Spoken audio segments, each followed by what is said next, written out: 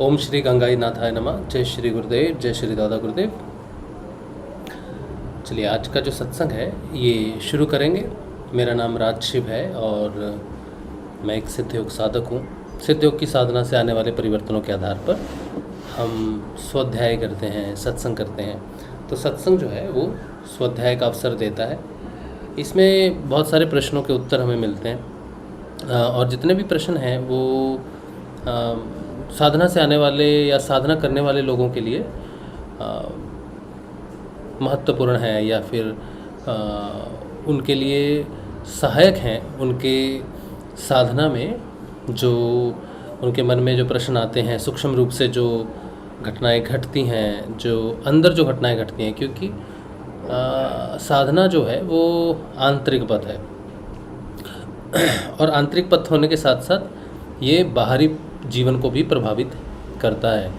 तो ऐसे बहुत सारे प्रश्न साधकों के मन में होते हैं जो उनके खुद के लिए तो फ़ायदेमंद होते ही हैं, लेकिन जब उनको अंदर कुछ फ़ायदा होता है, अंदर कुछ परिवर्तन होता है, तो वो बाहर दूसरे लोगों को, अपने मित्रों को, अपने संबंधियों को, अपने परिवार के लोगों को भी जो है उस पथ पर आने के लिए अनुग्रह करते हैं कि देखो साधन पथ पे आओ। लेकिन लोग बहुत व्यस्त हैं अपने जीवन में, जीवन की भाग दौड़ में, और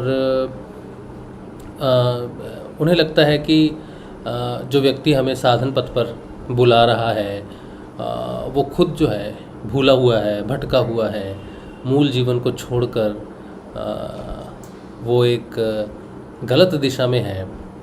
तो इस तरह से बहुत सारी चीज़ें हैं जो लोग समझ नहीं पाते हैं कि साधन पथ क्यों महत्वपूर्ण है।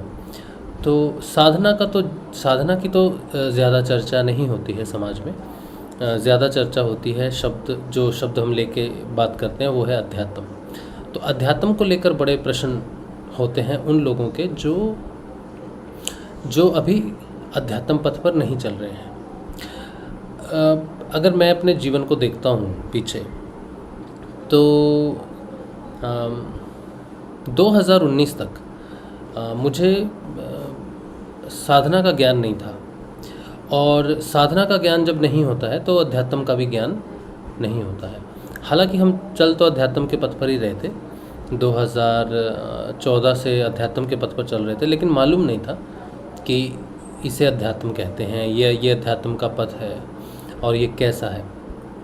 तो जब हम साधना कर रहे हैं या फिर अध्यात्म पर चल रहे हैं, तब भी हमें मालूम नहीं है कि हम अध्यात्म पथ पर चल रहे हैं। और जब ये मालूम ही नहीं है कि अध्यात्म पथ पर चल रहे हैं, तो ये भी मालूम नहीं तो ये भी मालूम नहीं होता है कि अध्यात्म पथ पर क्यों चल रहे हैं। हमें अपने जीवन में अध्यात्म की क्या आवश्यकता है, या जिस पथ पर हम चल रहे हैं उस पर चलकर होगा क्या। या फिर सभी लोग तो भाई काम कर रहे हैं, उनके पास सफलता है, उनके पास सब कुछ है, और वो तो कुछ नहीं कर रहे। तो हमें जीवन में सफलता चाहिए या हमें अध्यात्म चाहिए? तो सफल व्यक्ति को भी अध्यात्म चाहिए या सिर्फ हम जैसे असफल व्यक्तियों को ही भगवान की याद आती है या फिर अध्यात्म की याद आती है? तो किसको चाहिए अध्यात्म? क्या सारे संसार के लिए है भी अध्यात्म या सिर्फ असफल व्यक्तियों के लिए है?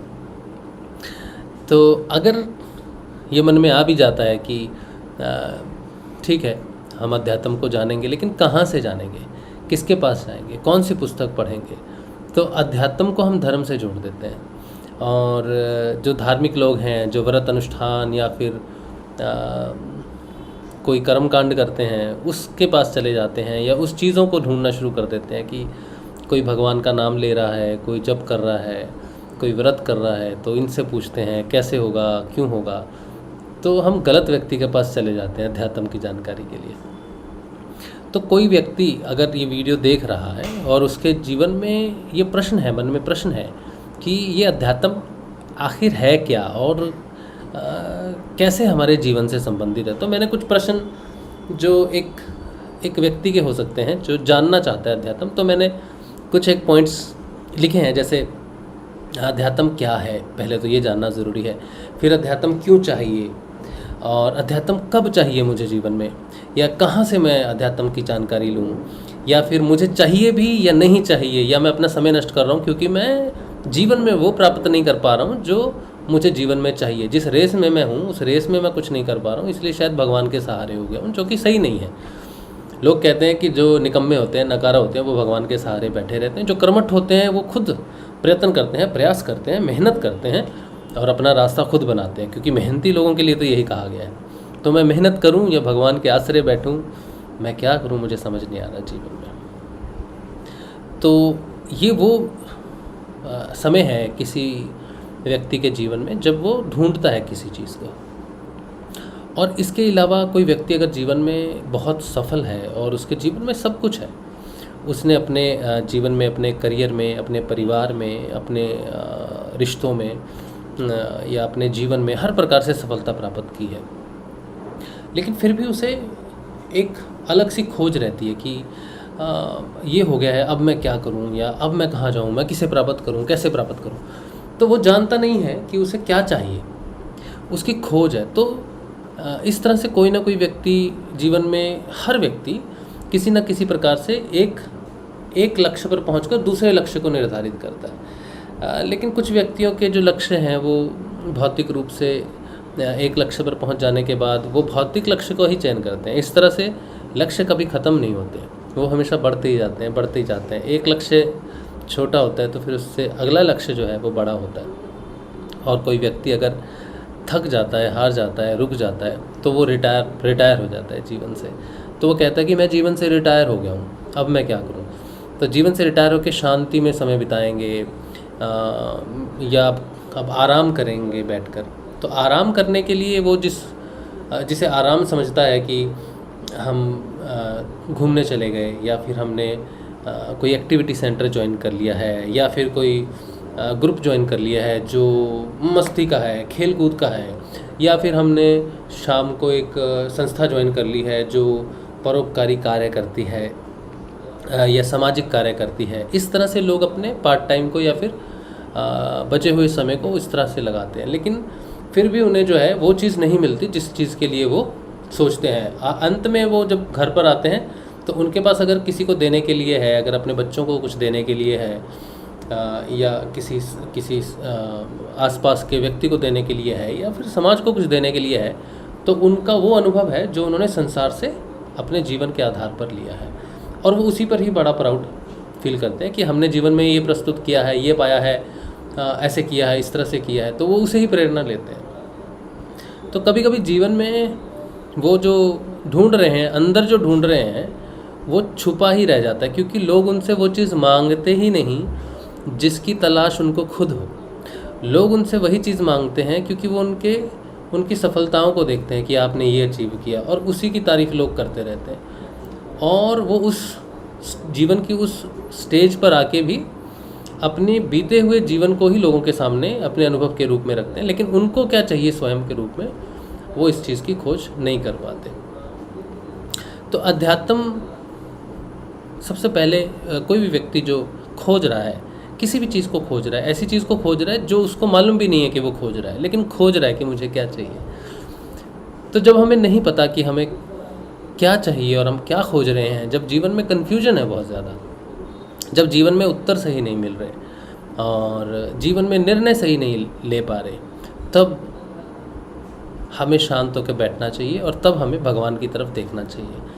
और भगवान की तरफ देखना और भगवान को अपने लिए खड़ा करना, या फिर भगवान को सहायता के लिए नीचे उतारना, ये दो चीज़ें अलग हैं।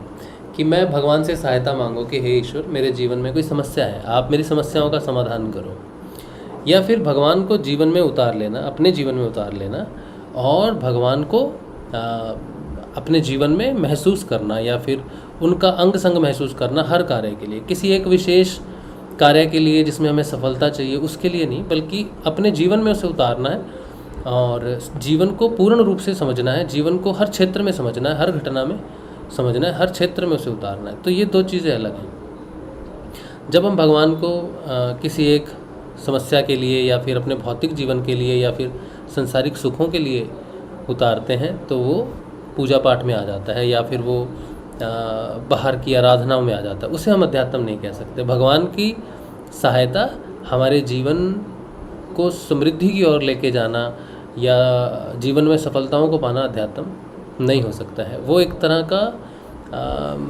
लेन देन हो सकता है किसी प्रकार का, कि मैंने आपकी तपस्या की, मैंने आपका नाम जपा है और मुझे जीवन में आप खुशहाली दो, मेरे परिवार को खुशहाली दो, अच्छा स्वस्थ दो, और सबके लिए मुझे ऐसा चाहिए, वैसा चाहिए, जीवन उत्तम चाहिए, इस तरह से चाहिए। लेकिन आंतरिक रूप से भगवान नहीं उतरते, तो वो अध्यात्म नहीं हो सकता। वो भगवान से जुड़ा जरूर हो सकता है, लेकिन वो अध्यात्म नहीं है।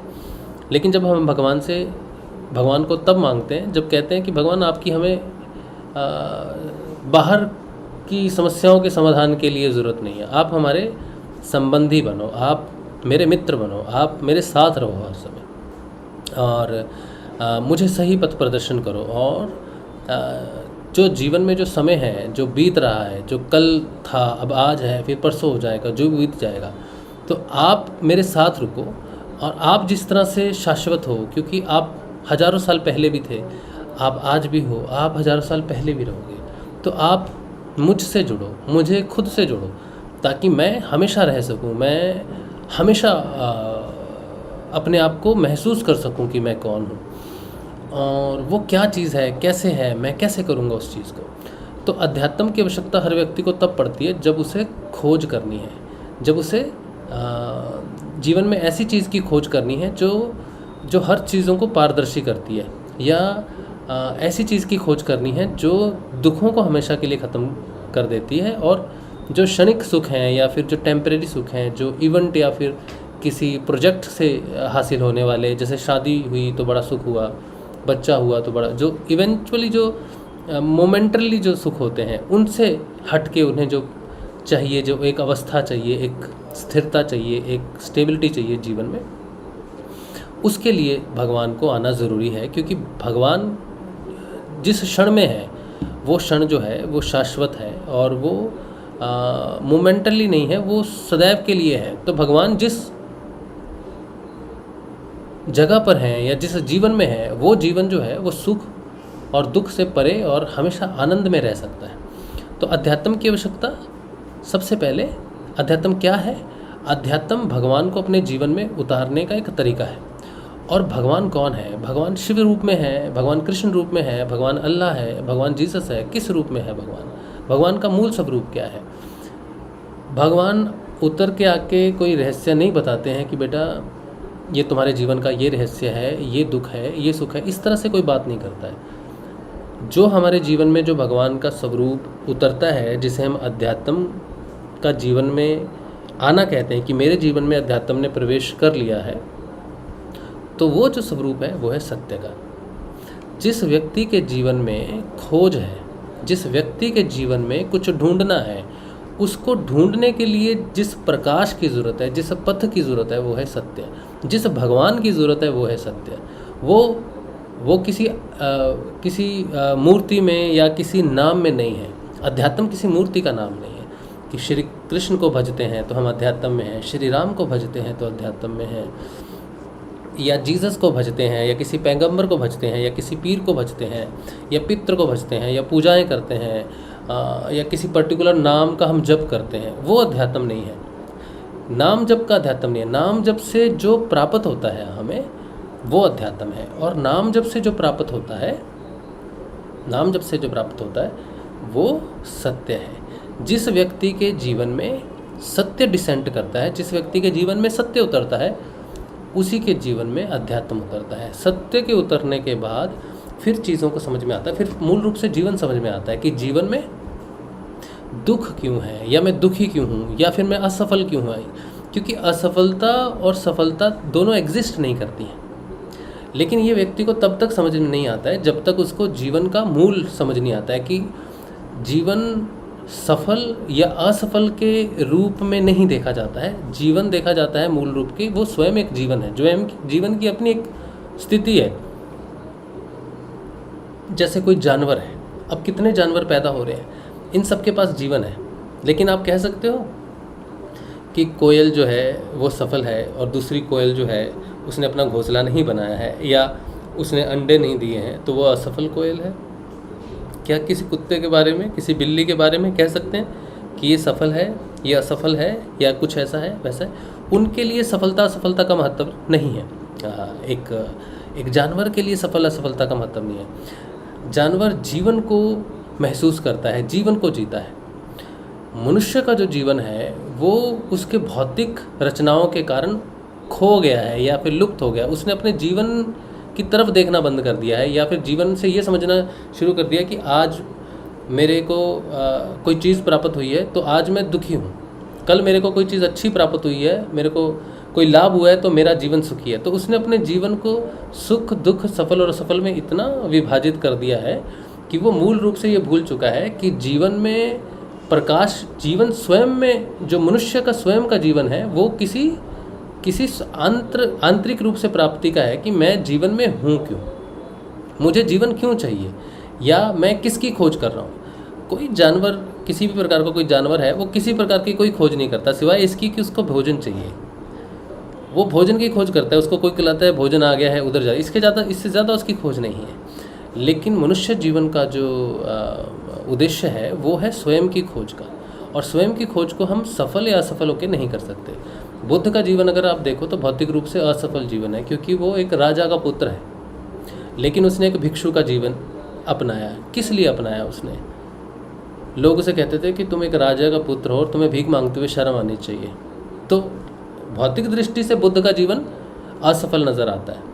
वो अपनी बीवी को छोड़ देता है और वो अपने बच्चे को छोड़ देता है, लेकिन किसी खोज में निकलता है और उसे मालूम नहीं है कि मैं किस खोज में निकल रहा हूँ।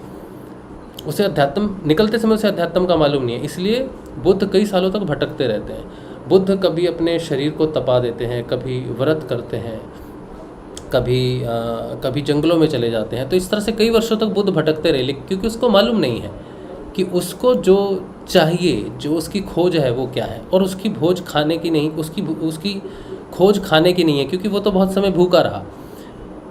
फिर बहुत समय तक उसने शरीर को तपाया, व्रत रखा, नारी संग छोड़ दिया, चलना फिरना छोड़ दिया, एक जगह पर स्थिर होकर बैठ गया। तो उसने बहुत कुछ किया, लेकिन उसे समझ में नहीं आया कि क्या चाहिए। बुद्ध को जब प्राप्त हुआ, जब अध्यात्म प्राप्त हुआ उसको, तो उसको सारे रहस्यों का ज्ञान हो गया। लेकिन सारे रहस्यों का ज्ञान कैसे हुआ? कोई ईश्वर उतर के आया? बुद्ध तो मानते ही नहीं, बुद्ध तो परब्रह्म में नहीं मानते, वो तो आत्मा में भी नहीं मानते।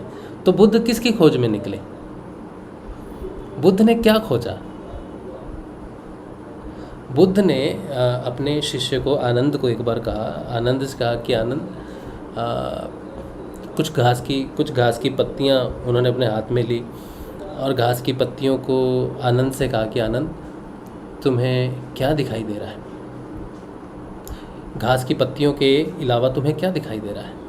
तो आनंद ने कहा कि घास की पत्तियों के अलावा मुझे आसपास की ज़मीन दिखाई दे रही है, पेड़ दिखाई दे रहे हैं और बहुत कुछ दिखाई दे रहा है। तो बुद्ध ने उनसे कहा कि जिस तरह तुम्हें मेरी दिखाई हुई घास की पत्तियों के अलावा बहुत सारी अलग चीज़ें भी दिखाई दे रही हैं, इसी तरह जानने के लिए ऐसे बहुत सारे सत्य हैं जो मैंने तुम्हें नहीं बताए हैं, जिनकी खोज तुमको स्वयं करनी है। क्योंकि बुद्ध जानते थे कि मैंने बहुत खोज की और मेरी खोज में मुझे जो मिला वो मुझे सेटिस्फाई करता है, लेकिन और भी बहुत सारी चीज़ें हैं जो तुम्हें खुद खोजनी होंगी। तो वो खोज की बात, तो अंत में भी बुद्ध ने सिर्फ खोज की बात की है। और जब उनसे पूछा कि परमात्मा या फिर परमात्मा के बारे में कुछ बोलो, तो उन्होंने कुछ भी नहीं बोला। परमात्मा के बारे में कुछ नहीं बोला। तो उन्होंने कहा जिस विषय के बारे में मैं जानता नहीं, उस विषय के बारे में मैं बोलूँगा नहीं। तो बुद्ध की खोज अंतिम समय तक चलती रही और कहीं भी नहीं लिखा कि बुद्ध ने परमात्मा के, उन्होंने ध्यान के विषय में ज़रूर लिखा है कि ध्यान करना चाहिए, और जितने भी नियम बुद्ध ने बनाए वो सारे मन के ऊपर में लागू होते हैं।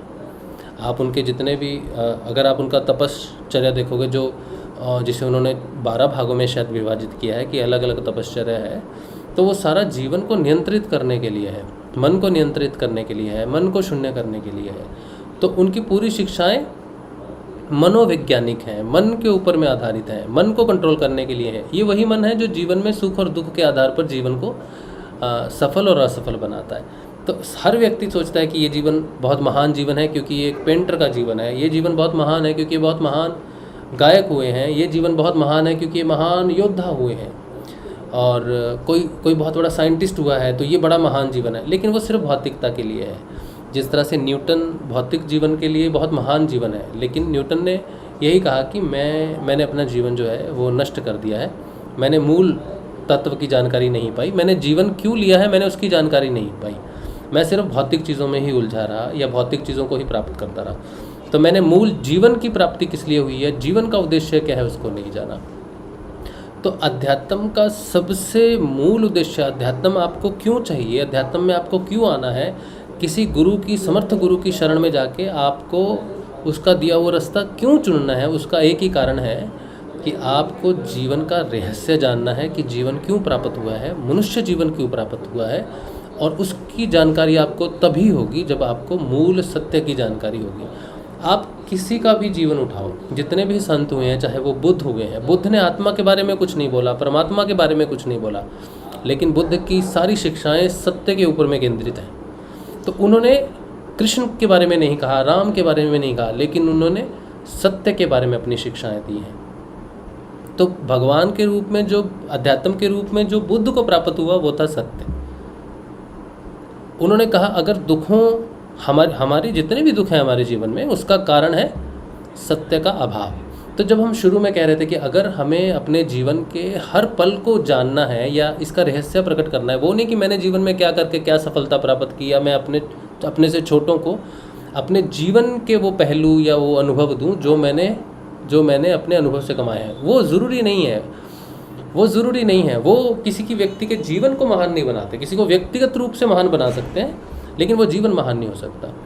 तो जो सफल व्यक्ति है, भौतिक रूप से सफल व्यक्ति है, वो आज नहीं तो कल या 10वीं सदी के बाद वो भूला जाएगा। लेकिन बुद्ध आज से 3000 साल पहले हुए, उनकी शिक्षाएं आज भी हर व्यक्ति के लिए लागू होती हैं। अगर मैं एक बिजनेसमैन हूँ और मैं सोचो लोहे का बिज़नेस करता हूँ, तो मेरी जो शिक्षाएं होंगी उन व्यक्तियों को लाभ देंगी जो बिज़नेस में होंगे, जो किसी प्रकार का कोई बिज़नेस है कि इसने बिज़नेस कैसे किया, कैसे नहीं किया। जिस दिन लोहा ख़त्म हो जाएगा या फिर लोहे का कोई रिप्लेसमेंट आया जाएगा, कुछ अन्य मेटल आ जाएगा जिसकी ज़्यादा बिज़नेस में जिसमें ज़्यादा फ़ायदे होंगे लोगों को, तो लोहा गया तो हमारा अनुभव किया, या शाश्वत चीज़ों के साथ हमारा कुछ अनुभव जुड़ा हुआ नहीं है, तो हमने एक ना एक दिन लय होना ही है। लेकिन अध्यात्म शाश्वत है, सनातन है, क्योंकि अध्यात्म के साथ सत्य जुड़ा हुआ है। अगर बुद्ध आज भी जीवित है, मैं आज भी उनकी बात कर रहा हूँ, तो मैं इसलिए बात कर रहा हूँ कि बुद्ध ने सत्य की खोज की, सत्य को प्राप्त किया, और उसने ये जाना कि दुखों का जो कारण है वो सत्य का अभाव है।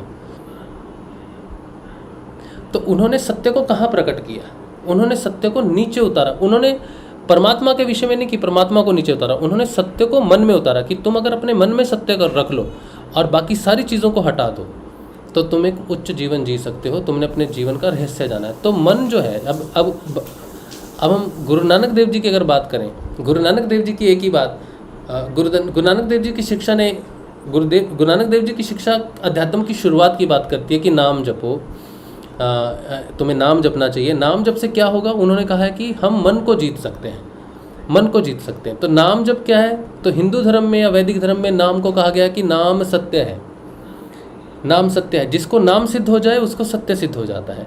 और बुद्ध ने कहा जिसे सत्य सिद्ध हो जाता है वो सत्य को मन में उतार सकता है और तब मन को स्वच्छ कर सकता है, साफ कर सकता है। हालांकि उनके नियम है कि मन को आप ब्रह्मचर्य करो, आप कोई गलती करते हो तो उसके लिए प्रायश्चित करो, लेकिन वैदिक धर्म में वो चीज़ें अलग तरह से प्रकट होती है, लेकिन घूमती सत्य के आजू बाजू ही हैं।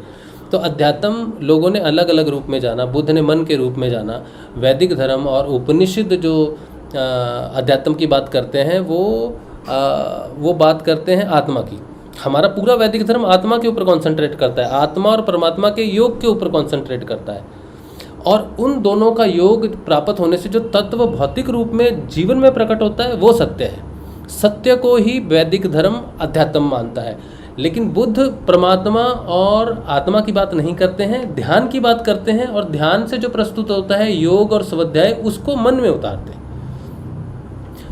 तो बुद्ध के लिए अध्यात्म भगवान नहीं है, परमात्मा नहीं है। तो तुम अगर सोचो कि भगवान से जुड़ना अध्यात्म है तो बुद्ध के अनुसार वो अध्यात्म नहीं है। तुम अगर सोचो कि किसी जात से, किसी कुल से जुड़ना अध्यात्म है तो बुद्ध के लिए वो अध्यात्म नहीं हो सकता। तुम बुद्ध के पास जाओगे कि मैंने अध्यात्म प्राप्त किया है, मैंने इसको सिद्ध किया है, मैंने उसको सिद्ध किया है, तो वो उसके लिए बुद्ध कहेगा तुमने अध्यात्म को प्राप्त नहीं किया, तो तुम्हारा अध्यात्म फेल हो जाएगा, तो वो सच्चा नहीं हो सकता। तुम बुद्ध के पास जाओ, वैदिक ऋषियों के पास जाओ, या तुम चले जाओ सोक्रेट्स के पास चले जाओ, ठीक है, इन जितने भी ये तत्वदर्शी हुए ऋषि अरविंदो के पास चले जाओ, गुरुदेव रामलाल जी स्याग के पास चले जाओ, लेकिन तुम किसी भगवान का नाम ना लो। तुम उनको जाके इतना ही कहो कि मैंने अपने जीवन में सत्य को प्राप्त किया है, जिससे मुझे सही और गलत के बाहर की दृष्टि पता चल रही है, जिससे मुझे जीवन की उपयोगिता पता चल रही है, और जिससे मुझे दुखों का अभाव हो गया है। सत्य की जानकारी से मेरे जीवन में दुखों का अभाव हो गया है, तो मुझे जो सत्य अंदर प्रकट हुआ है, क्या यही अध्यात्म है? तो आपको बुद्ध भी कहेंगे कि हाँ, तुम्हें सत्य प्राप्त हुआ है, अध्यात्म है। अष्टावक्र से पूछोगे, तुम्हें सत्य प्राप्त हुआ है, अध्यात्म प्रकट हुआ है। गुरु नानक जी से पूछोगे, तुम्हें सत्य प्रकट हुआ है, अध्यात्म प्रकट हुआ है। गुरुदेव से पूछोगे, गुरुदेव रामलाल जी से पूछोगे, तुम्हें सत्य प्रकट हुआ है, तो हाँ, तुम्हें अध्यात्म प्रकट हुआ है। क्योंकि गुरुदेव ने ये बात कही है कि जिस गुरु के पास सत्य होता है वही परिवर्तन ला सकता है। तो एकमात्र सत्य ही है जिसको अध्यात्म की पदवी प्राप्त है। ना वो राम है, ना वो कृष्ण है, ना वो बुद्ध है, ना वो नानक है, ना वो कबीर है, ना वो रामलाल जी स्याग हो सकते हैं, ना वो जीसस हो सकता है, वो कोई भी नहीं हो सकता। अगर अध्यात्म का एक नाम किसी को प्राप्त है, या एक पदवी किसी को प्राप्त है, या अध्यात्म के सिंहासन पर कोई राजा बैठा है, तो वो है सत्य। जिसके पास सत्य नहीं है लेकिन राम है, नहीं हो सकता। जिसके पास कृष्ण है लेकिन सत्य नहीं है, नहीं हो सकता। जिसके पास गुरु है लेकिन सत्य नहीं है, नहीं हो सकता। जिसके पास बुद्ध है लेकिन जीवन में सत्य नहीं है, नहीं हो सकता। जिसके पास अल्लाह है लेकिन सत्य नहीं है, नहीं हो सकता। तुम्हारे पास सब कुछ है लेकिन सत्य नहीं है, तो अध्यात्म में तुम शून्य रहे। तुमने सफलता प्राप्त की लेकिन सत्य प्राप्त नहीं किया, तुम्हें अध्यात्म प्राप्त नहीं हुआ। तुम बहुत बड़े वैज्ञानिक हुए, न्यूटन हुए, आइंस्टाइन हुए, तुम बहुत बड़े हुए, लेकिन तुम्हें सत्य प्राप्त नहीं हुआ जीवन का, तुम्हें कुछ भी प्राप्त नहीं हुआ। तो अध्यात्म क्या है? अध्यात्म सत्य है। अध्यात्म किसे चाहिए? अध्यात्म सबको चाहिए। सत्य सबको चाहिए। सत्य कब चाहिए? अध्यात्म कब चाहिए? सत्य तब चाहिए जब मेरे में निर्णायक बुद्धि लेने से पहले मैं जीवन को देखना शुरू करता हूँ कि ये सही है, ये गलत है, ये बड़ा है, ये छोटा है, ये जाति का नीच है, ये जाति का उच्च है, ये बिजनेसमैन है, इसकी रिस्पेक्ट है, ये धन है, ये कलाकार है, ये नर्तक है, ये गायक है, ये कवि है, ये वो है, ये वो है। उससे पहले कि मैं अपनी बुद्धि से संसार को जानूं, मुझे सत्य की प्राप्ति ज़्यादा ज़रूरी है। तो सत्य की प्राप्ति का सही समय तब है जब मैं बाल अवस्था में हूँ, या तब जब मैं माँ के गर्भ में हूँ, तभी से मुझे सत्य की जानकारी होनी चाहिए। अष्टावक्र को सत्य की जानकारी माँ के गर्भ में ही से थी। अभिमन्यु को जो जानकारी मिली उसके गर्भ से मिली, माँ के गर्भ से मिली कि ये चक्रव्यूह इसको ऐसे तोड़ना, लेकिन पूर्ण जानकारी नहीं थी उसको। मेरा कहने का मतलब है कि जानकारी पाने के लिए माँ की गर्भ अवस्था भी उपयुक्त है। अध्यात्म को पाने के लिए संसार में पैदा होकर किसी गुरु के पास जाने से भी ज़्यादा ज़रूरी है जब तुम माँ के गर्भ में हो, और तुम्हारी माँ जब अध्यात्म की खोज करती है तो वो तुम्हारी खोज है। तो मेरी पहली खोज मेरी माँ की खोज के साथ उसके गर्भ में शुरू हो जाती है। तो अध्यात्म की स्थिति ऐसी नहीं कि मैं वृद्ध हो गया हूँ, रिटायर हो गया हूँ, तब मुझे अध्यात्म खोजना चाहिए। मेरी माँ को चाहिए था कि मेरी खोज को शुरू करे जब मैं उसके गर्भ में हूँ। इसीलिए ये नहीं कह सकते अभी तो छोटे बच्चे हैं, अभी क्यों बताएंगे, अभी तो युवक हैं, अभी तो शादी होगी, अभी तो बच्चे पैदा करने हैं, ये सब करना है। अगर अभी अध्यात्म की खोज में चले गए, सत्य की खोज में चले गए तो क्या होगा? संसार कैसे आगे बढ़ेगा? वंश कैसे आगे? सत्य को प्रतिरोधक मान लिया जीवन का। मैंने एक व्यक्ति से कहा कि देखो, जीवन में अध्यात्म होना चाहिए और गुरु होना चाहिए, वो नाम देते हैं, उससे जो है हमें जीवन में साक्षात्कार होता है, आत्म साक्षात्कार होता है, जीवन के बारे में बहुत कुछ पता चलता है, जिससे हमारी बहुत सारी जो दुर्बुद्धि से जुड़ी हुई चीज़ें हैं, ईर्ष्या है, अहंकार है, लालच है, राग है, द्वेष है, इन चीज़ों के बारे में हमें समझ आती है, असंतोष के बारे में समझ आती है। हमें जीवन का सही दृष्टिकोण, सही नज़रिया प्राप्त होता है कि हमें जीवन क्यों प्राप्त है, और शांति, शाश्वत शांति जो है वो प्राप्त होती है। तो उसने मुझे कहा आपने बड़ी सही बात करी है, मैं जब रिटायर हो जाऊँगा, वृद्ध हो जाऊँगा, रिटायर के बाद मैं सबसे पहले आपसे ही कॉन्टैक्ट करूँगा। अब उसे सत्य नहीं चाहिए जीवन में। क्यों? क्योंकि सत्य प्राप्त हो गया तो झूठ नहीं बोल सकता बेचारा।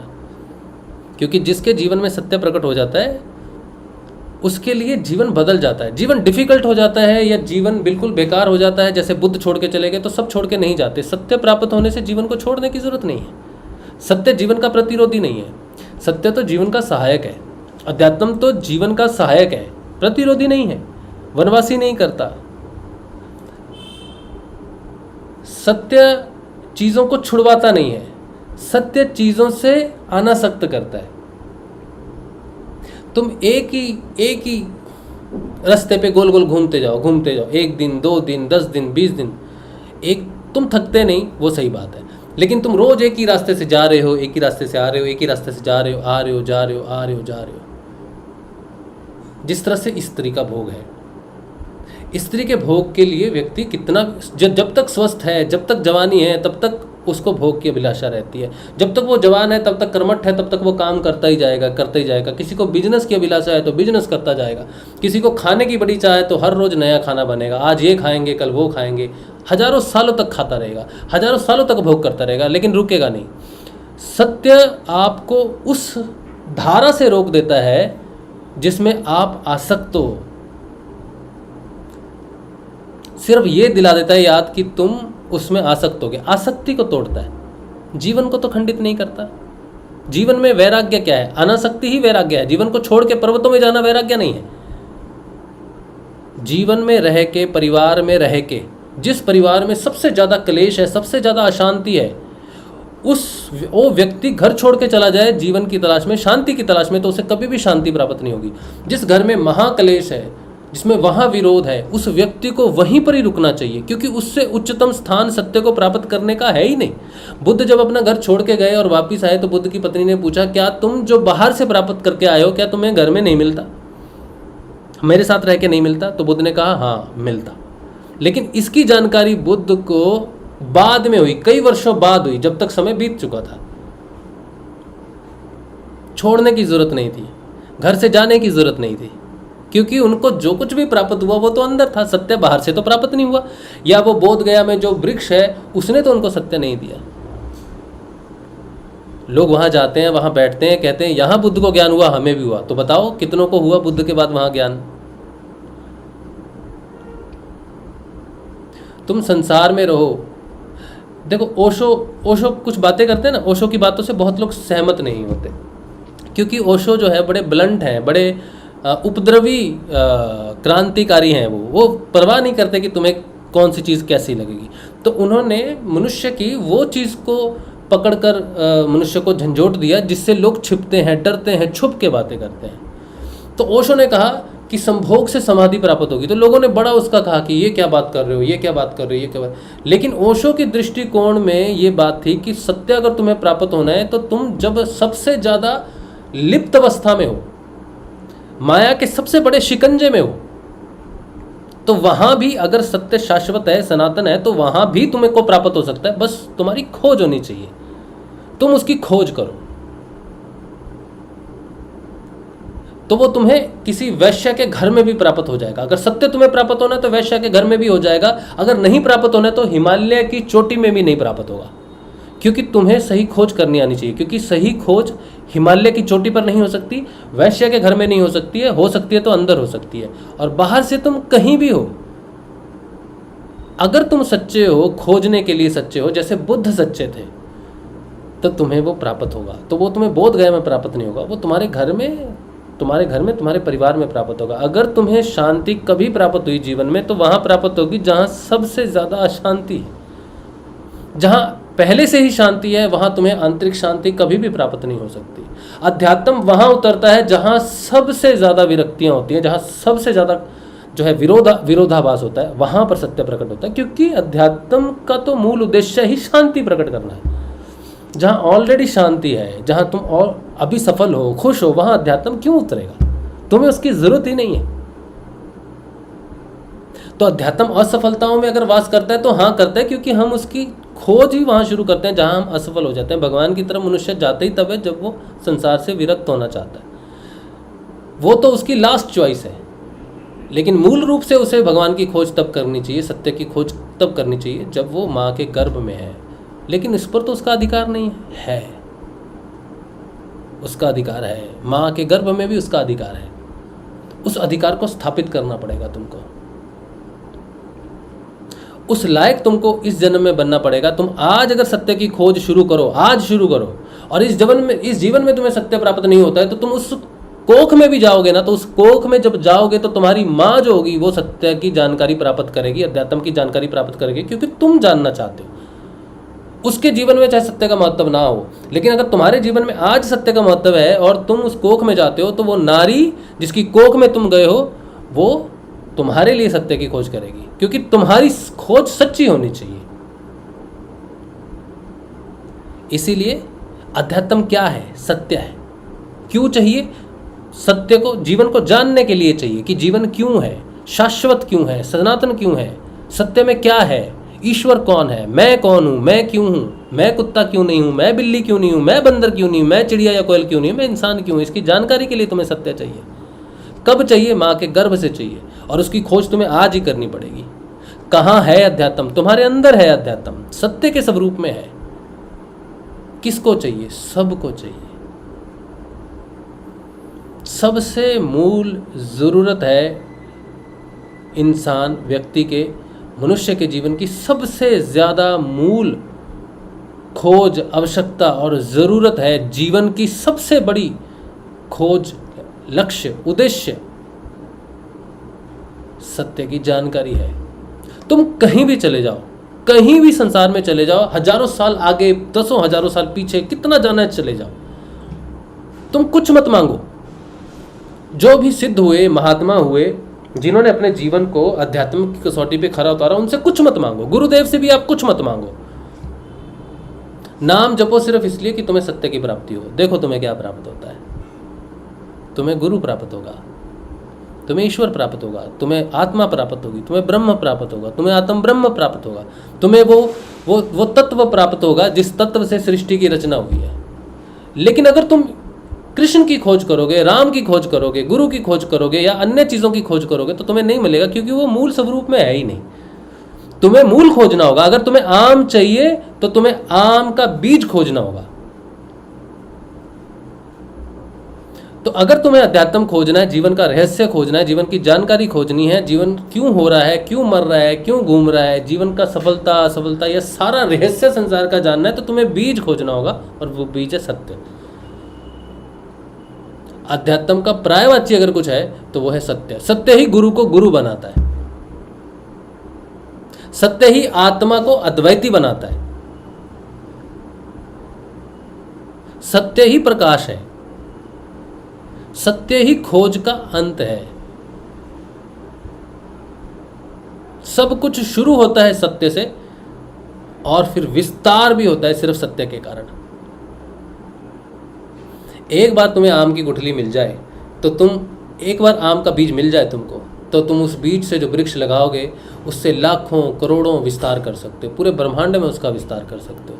लेकिन तुम्हें बीज चाहिए होगा। तो तुम अगर अध्यात्म को जानना चाहते हो, जीवन को जानना चाहते हो, तो तुम्हें जीवन का बीज चाहिए। तुम्हें सारे सवालों का जवाब चाहिए, तो तुम्हें सत्य चाहिए। तो तुम आज नाम जपोगे ना भगवान का, तुम्हें कोई गुरु मिलेगा, तो गुरु में क्या खोजोगे कि उसमें शक्तियां हैं। वो तुम्हारी समस्याओं को बता देता है और समस्याओं का समाधान बताता है कि बेटा ये कर लो, तुम्हारी समस्याएं समाधान हो जाएंगी, ये अंगूठी पहन लो तो तुम्हारा ये ग्रह ठीक हो जाएगा। कैसे गुरु को ढूंढ रहे हो? तो तुम्हें अध्यात्म की जरूरत नहीं है, तुम अध्यात्म के बारे में नहीं जानते। तुम उस गुरु को ढूंढो जो तुम्हें सत्य दे सकता है, जो सत्य की बात करता हो, जो तुम्हारी समस्याओं का समाधान न करता हो, बल्कि ये कहता हो कि मैं तुम्हें एक तत्व दूंगा, उस तत्व से तुम्हारी सारी समस्याओं का समाधान हो जाएगा, और वो सत्य है। गुरु के पास कुछ भी नहीं है देने के लिए, ना वो शक्ति देता है, ना वो सिद्धियां देता है, वो कुछ भी नहीं देता है। वो अगर अपने शिष्य को देता है तो वो सत्य ही देता है। गुरु से जो शिष्य को प्राप्त होता है, या शिष्य में जो जागृत होता है, जो प्रकाश होता है, वो सत्य है, और उसे बाहर से भौतिक रूप से नहीं दिया जा सकता। जब माँ बाप अपने बच्चों को शिक्षा देते हैं कि बेटा सत्य ही बोलो, तो वो सत्य नहीं है। बोलने वाला वाचा सत्य नहीं है। सत्यवादी और सत्यव्रत, सत्यव्रत वो है जिसके अंदर सत्य का प्रकाश है, जो हर कोनों में, हर जगह में, चाहे वाच है, चाहे श्रवण है, चाहे फीलिंग है, या किसी भी रूप में है सत्य। सत्यव्रत सिर्फ सत्य में रहता है, सत्यनिष्ठ रहता है। लेकिन सत्यवादी हो सकता है कि सिर्फ सत्य बोलता हो। तो बाहर से जो बोलने वाला है वो सत्यवादी हो सकता है, लेकिन जिसके अंदर सत्य प्रकट हो, जो पूर्ण रूप से सत्य में परिवर्तित हो जाए, वो सत्य व्रत ही हो सकता है।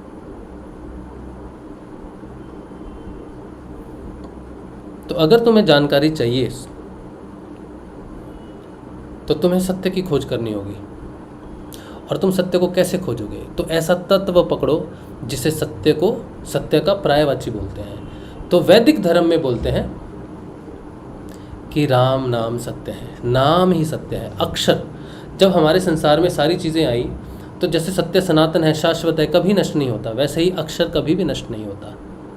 अक्षर का मतलब ही है जो कभी क्षर ना हो, जो कभी खत्म ना हो। एकमात्र वही है जो स्थायी है, सनातन है, शाश्वत है। इसीलिए ब्रह्म का जो वेश है, ब्रह्म का जो शरीर है, ब्रह्म जिसमें वास करता है वो अमर है, और ब्रह्म वास करता है अक्षर में। अक्षर सबसे नज़दीक है ब्रह्म के, सत्य के। अगर सत्य की खोज करनी है तो अक्षर के माध्यम से ही कर सकते हो। इसीलिए किसी अक्षर को पकड़ना पड़ेगा तुम्हें, और अक्षर भी वो होना चाहिए जिस मुख से निकले उस व्यक्ति के अंदर सत्य होना चाहिए।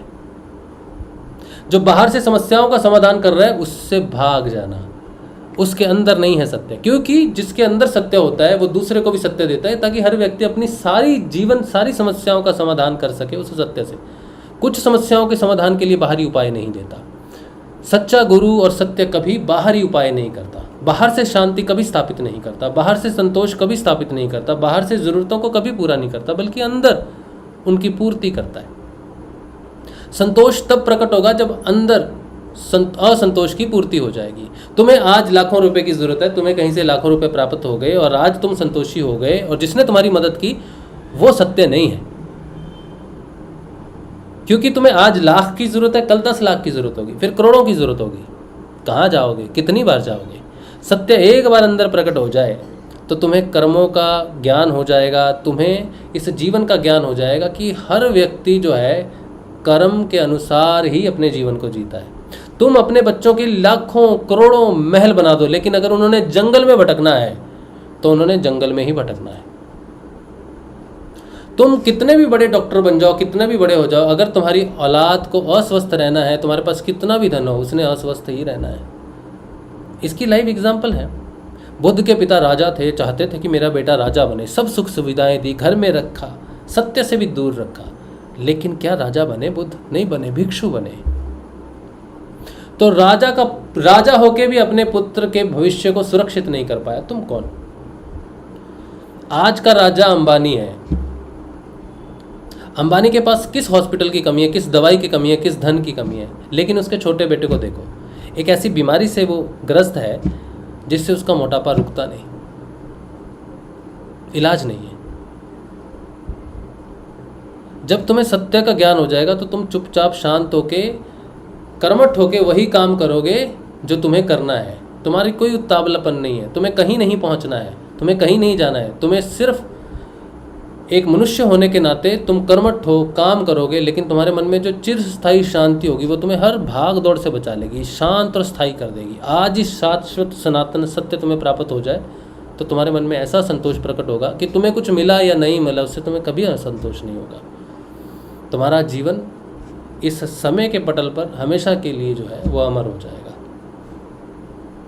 जितने भी जीवन आज इस समय अमर हैं, चाहे वो नानक जी हों, चाहे वो गुरुदेव हों, चाहे बुद्ध हों, चाहे सुकरात हों, या कोई भी हो, चाहे कृष्ण हो, चाहे राम हो, चाहे परशुराम हो, कोई भी हो, अगर आज इस समय भी वो इस समय पटल पर हैं तो इसलिए नहीं है कि वो भगवान थे, गुरु थे, इसलिए थे कि उन्होंने उसे खोज लिया जिसके लिए उनका जीवन इस धरती पर आया। सत्य खोजा उन्होंने। तुम किसे खोज रहे हो?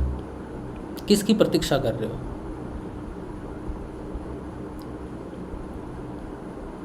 अध्यात्म सत्य है और उसकी खोज हो सकती है सिर्फ अक्षर ब्रह्म से, सिर्फ अक्षर ब्रह्म से। तो तुम्हें अक्षर ब्रह्म चाहिए, और वो कहाँ से मिलेगा? ऐसे गुरु से मिलेगा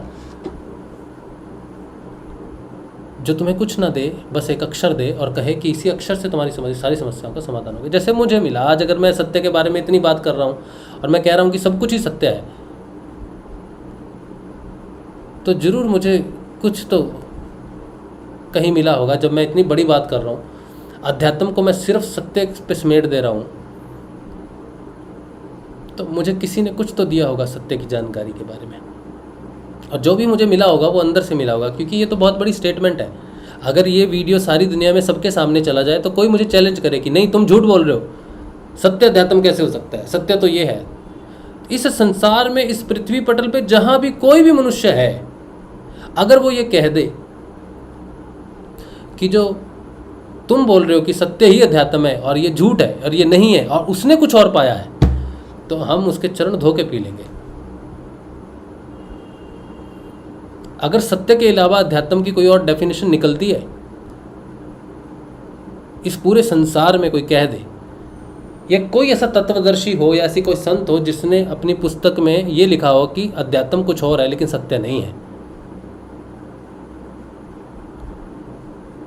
तो हम उसके चरण धो के पी लेंगे। उसको प्रूव करना होगा, और प्रूव कैसे करेगा? वो अपने जीवन से करेगा। गुरु नानक देव जी की वाणी में खोजो, अगर वहां लिखा हो कि सत्य अध्यात्म नहीं है, सत्य की जरूरत नहीं है, तो बताओ। बुद्ध की वाणी में ढूंढो कि सत्य के बारे में कुछ कहा है कि नहीं कहा है। गुरुदेव की वाणी में ढूंढो, जीसस की वाणी में ढूंढो, मोहम्मद की वाणी में ढूंढो, कुरान में ढूंढो, सब जगह ढूंढो, सत्य के अलावा कुछ भी नहीं मिलेगा। लेकिन लोग उस सत्य को जानते नहीं है। सत्य को आवरणों में लिपेट देते हैं, सत्य को धर्म में लिपेट देते हैं और कहते हैं यही सत्य है, यही सत्य है, यही सत्य है, यही सत्य है। लेकिन मूल रूप से सत्य आवरण में नहीं है। सत्य तो बिल्कुल बिना कपड़ों के जैसे नग्न होता है ना, पूरा प्रकट होता है। जैसे सूर्य है, सूर्य प्रकट है, उसकी ज्वाला प्रकट है पूरी, सत्य भी वैसे पूरा प्रकट है। आवरणों को छिन्न भिन्न कर देता है, नष्ट कर देता है हमारे हर आवरण को, नष्ट कर देता है हमारी जात को, नष्ट कर देता है हमारे बाहरी धर्म को, नष्ट कर देता है हम पुरुष हैं या स्त्री हैं इस भाव को, नष्ट कर देता है देश को, सीमाओं को, सारी चीज़ों को नष्ट कर देता है। ऐसी ज्वाला है सत्य। जिसने सत्य को प्राप्त किया, ना वो ब्राह्मण है, ना वो क्षत्रिय है, ना वो वैश्य है, ना वो शूद्र है, ना वो हिंदू है, ना सिख है, ना मुसलमान है, ना ईसाई है, ना जैन है, ना बुद्ध है, सब कुछ नष्ट कर देता है और खाली एकमात्र बचता है स्वयं। इसीलिए उसे कहा जाता है वो अद्वैत है, एक ही है, दो है ही नहीं, दो सत्य हो ही नहीं सकते।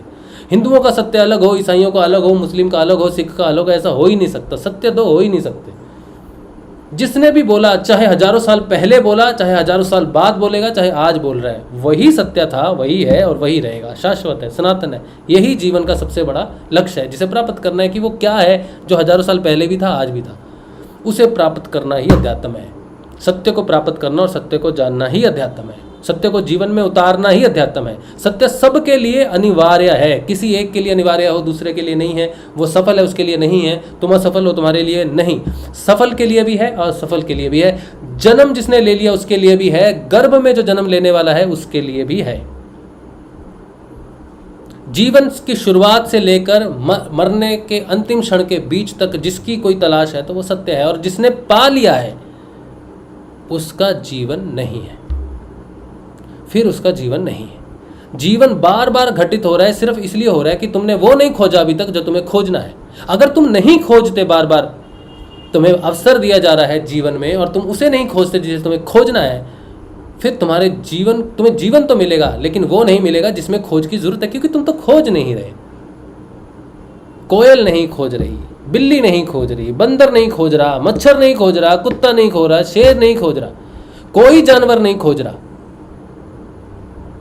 कोई जानवर नहीं खोज रहा। और अगर तुम भी नहीं खोज रहे तो तुम्हें भी मनुष्य होने का अधिकार नहीं है। अगर तुम्हारे जीवन में अध्यात्म का महत्व नहीं है तो तुम्हें मनुष्य जीवन का भी अधिकार नहीं है। इतना ज्यादा आवश्यक है अध्यात्म की जानकारी, इतनी ज्यादा आवश्यक है सत्य की जानकारी।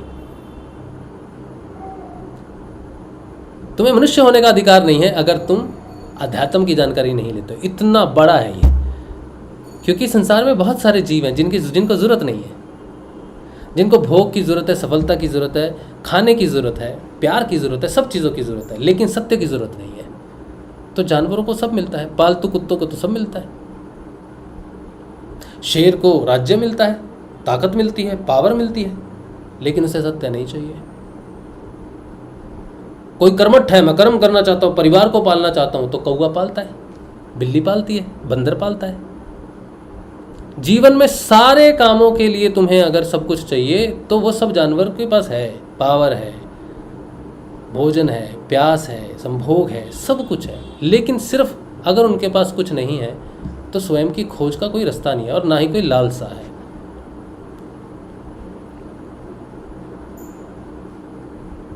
ये बात है।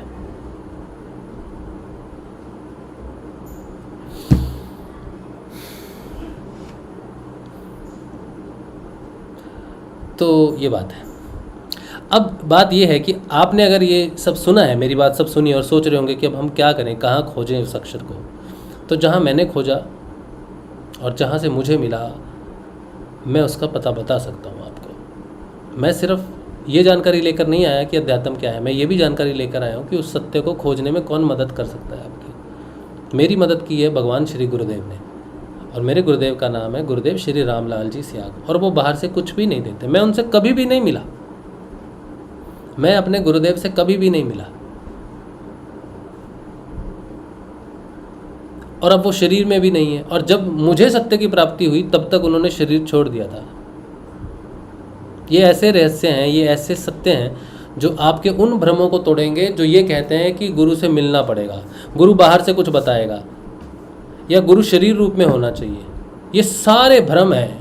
गुरु शरीर नहीं है, गुरु तत्व है, गुरु स्वयं सत्य है। अगर वो स्वयं सत्य है तो वो तुम्हारे अंदर सत्य रूप में है और वो जागृत हो सकता है, उसकी शिक्षाओं से जागृत हो सकता है। जैसे बुद्ध आज तो जीवित नहीं है, बुद्ध की शिक्षाएं तो जीवित है। बौद्ध धर्म आज भी तो है, जैन धर्म आज भी तो है। किसके कारण है? महावीर चले गए, बुद्ध चले गए, तो ये कैसे बच गए? क्योंकि उनकी शिक्षाओं पर चलने वाले हैं। इसी तरह से गुरु की शिक्षा ही है जो गुरु को जीवित रखती है, गुरु का सत्य ही है जो गुरु को जीवित रखता है। मेरे गुरु को भी जो जीवित रख रहा है वो उसका सत्य है।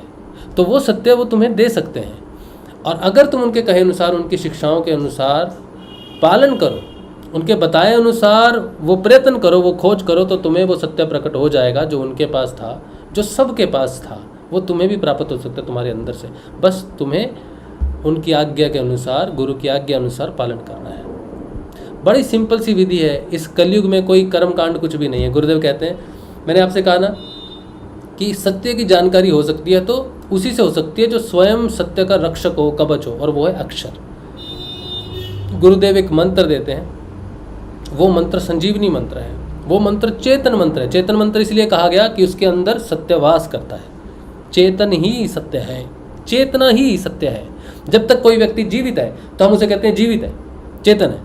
जब वो मर जाता है तो हम कहते हैं ये बॉडी को ले जाओ, वो तो चला गया। तो कौन चला गया? चेतना चलेगी, सत्य चलेगा। तो जिसे चेतन मंत्र कहते हैं, इसका मतलब ये है कि वो मंत्र जीवित है, और वो जीवित है। उसके अंदर जो चेतना है वो कौन सी चेतना है? किसी व्यक्ति की चेतना है? नहीं, सत्य की चेतना है। तो चेतन मंत्र का अर्थ ये है कि वो मंत्र जिसके अंदर सत्य जागृत है, उस मंत्र को पकड़ो, उस मंत्र को अपने अंदर खोलो। जैसे कैप्सूल है, कैप्सूल के अंदर दवाई रहती है, कैप्सूल को खाते हैं, कैप्सूल पिघल जाता है और उसकी दवाई आपके शरीर को प्राप्त होती है। ऐसे ही चेतन मंत्र को जपने से अक्षर का रहस्य खुलता है और वो चेतना आपके अंदर जागृत हो जाती है, जिसे सत्य कहते हैं, जिसे अध्यात्म कहते हैं। जिसको जानने से जीवन को जाना जा सकता है, जिसे जानने से वो सब जाना जा सकता है जो बाहर लिखा हुआ, पढ़ा हुआ, उससे नहीं जाना जा सकता, वार्ता से नहीं जाना जा सकता, वैखरी से नहीं जाना जा सकता। तो गुरुदेव रामलाल जी स्याग, जिनकी जानकारी आपको अगर चाहिए, उस अक्षर ब्रह्म की जानकारी चाहिए, उस चेतन मंत्र की जानकारी चाहिए, तो मुझे व्हाट्सएप करें। बिल्कुल निःशुल्क है, कहीं आना जाना नहीं है, किसी को कुछ लेना देना नहीं है। सिर्फ वो मंत्र गुरुदेव की आवाज़ में सुनना है और गुरुदेव की तस्वीर का ध्यान करना है। कुछ लोग कहते हैं हम किसी मनुष्य की तस्वीर का ध्यान क्यों करें? जिसके अंदर सत्य जागृत हो वो साधारण मनुष्य नहीं है, वो सत्य का स्वरूप है। इसीलिए उसका ध्यान किया जाता है, क्योंकि सत्य त्रिगुणातीत है। गुरु का ध्यान इसलिए किया जाता है क्योंकि वो त्रिगुणातीत है और हमें भी त्रिगुणों से परे लेके जा सकता है। वो उसके सगुण साकार का स्वरूप है, क्योंकि सगुण और निर्गुण दोनों की पूर्णता से ही यात्रा पूर्ण होती है। इसीलिए गुरु का ध्यान करना है, क्योंकि वो सत्य के सबसे नज़दीक का दर्शन है। समझे आप? तो गुरु जी का ध्यान 2 समय, सिर्फ 15 मिनट के लिए, इससे ज़्यादा नहीं। क्योंकि ये ऐसा मार्ग है जो आप चलते हो ना, आप कहीं जाओगे 10 किलोमीटर चल सकते हो, उसके बाद थक जाओगे ना, तो अननेसेसरी नहीं। जितना गुरु ने बताया है, जैसे गुरु ने बताया है, उतना ही करना, वैसे ही करना, तभी उसकी प्राप्ति होगी। अपनी मन मर्जी से नहीं होगी। जो मंत्र गुरु दे उसी को जपना, वैसे ही जपना जैसे वो कहे। गुरु का ध्यान जैसे बताए, जितनी देर बताए उतना ही करना चाहिए। और गुरु के प्रति श्रद्धा रखनी चाहिए कि ये शरीर नहीं है बल्कि वो तत्व है जो जीवन का रहस्य देगा मुझे। इस तरह से गुरु के प्रति श्रद्धा समान रख के उनका नाम जप और उनका ध्यान, बस इसके अलावा कुछ भी नहीं। क्या खाते हो, क्या पहनते हो, किस देश से हो, कौन सी जात से हो, कोई फर्क नहीं पड़ता। जो हो रहो, क्योंकि अगर सत्य अंदर प्रकट होगा तो सबको लय करना तुम्हारे सत्य का काम है, गुरु का काम नहीं है। वो परिवर्तन नहीं करता, तुम्हारे अंदर का सत्य परिवर्तन करता है। और हम उसी सत्य को भौतिक रूप से गुरु के नाम से जानते हैं।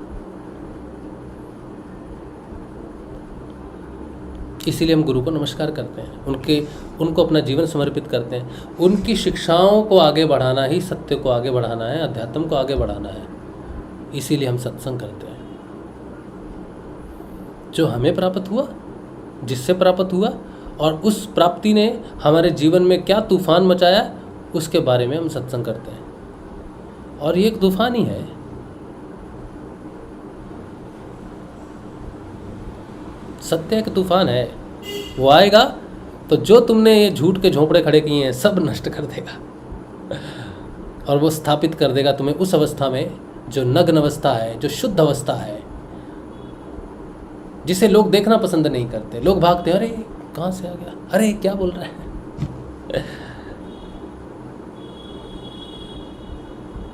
सत्य अग्नि है, इसे धारण करने के लिए अग्नि होना ज़रूरी है। और जो चीज़ तुम में अग्नि नहीं है, अग्नि स्वरूप नहीं है, वो जलकर भस्म हो जाएगी। बचेगा वही जो शुद्ध रूप होगा, बाकी सब नष्ट हो जाएगा, सब नष्ट हो जाएगा। तो गुरुदेव की जानकारी के लिए अगर आपको जानकारी चाहिए उनकी तो आप मुझे व्हाट्सएप करेंगे। मेरा व्हाट्सएप नंबर है 8777211139। मेरा नाम है राज शिव, ये मेरा नाम है। आपको जो मैं जानकारी भेजूंगा वो निःशुल्क है और उसके बाद आपको किसी भी चीज़ की कुछ भी ज़रूरत नहीं है। लेकिन फिर भी कोई प्रश्न होते हैं साधना में, जब परिवर्तन आते हैं, तो उसके लिए ये सत्संग है। सत्संग देखिए, उससे आपके बहुत सारे प्रश्नों के उत्तर आपको मिलेंगे। जो जानकारी मैं आपको भेजूंगा उसमें गुरुदेव जी का एक तो बड़ा वीडियो है जिसमें पूरा वो बताते हैं दीक्षा प्रोग्राम जैसे वो देते थे उस समय, वो एक वीडियो होगा। उसके साथ 3 छोटे छोटे वीडियोस होंगे जिसमें गुरुदेव मंत्र के बारे में बताते हैं और वो सावधानी भी बताते हैं। गुरुदेव कहते हैं कि जब ये मंत्र जपोगे जो मैं देता हूँ, इसके साथ अपना पुराना मंत्र या कोई अन्य विधि उपाय या कुछ भी तुम कर रहे हो उसकी ज़रूरत नहीं है। जो गुरु देता है उस पर पूर्ण विश्वास करके, पूर्ण समर्पण करके सिर्फ वो एक ही मंत्र जपना चाहिए, बाकी सारे कर्म कांडों से मुक्ति हो जाती है।